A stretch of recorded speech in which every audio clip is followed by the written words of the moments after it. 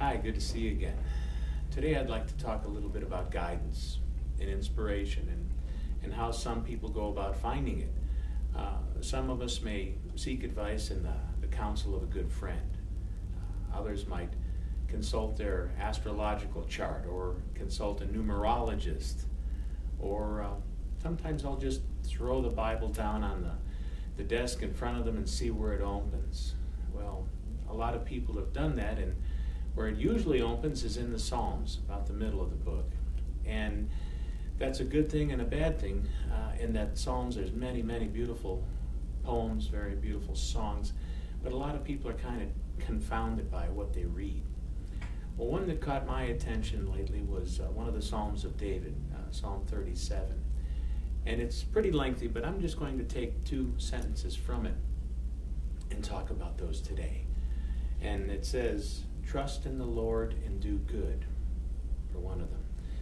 Well, if you were to think of it in the fundamentalist sense, you're trusting in a far-off, distant entity. Maybe, as Doc Young has said, some bearded fellow up in the clouds. But when we speak about the Lord, we're speaking about that inner Christ sense that's inside us. And in trusting in the Lord and doing good, we have the ability to choose our path.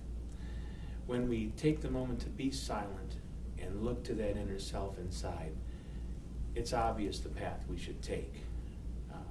If you get that strange feeling in your gut, that's your inner self speaking to you. It's your intuition, your higher self. And it's trying to guide you in the right way, despite how you may feel.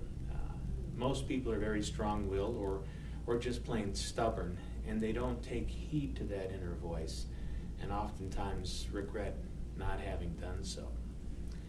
But when we trust in that inner Lord and do good, the path seems to open for us. The second sentence of that psalm is, "Dwell in the land and cultivate faithfulness." And what I interpret that to mean is by in the land, it's in this physical realm around us, the world of appearances. Our true self, or like Tian of Siam says, our true nature, is that inner self. But we find ourselves here having this human experience, kind of like the driver in an automobile, as Doc Young has said, or the charioteer piloting the chariot. We have to experience this humanness here on the planet. So in that sense, we're dwelling in the land of appearances around us. It's told that we're supposed to cultivate faithfulness. Well, what does that mean? Well, it can mean many different things. When we hear the word cultivate, we think first and foremost about agriculture, and the Bible's full of references about seed planting and harvesting and the like. But it also means to care for something, to foster growth, to nurture, and to encourage. One might cultivate a relationship, for example, to create a home and a family.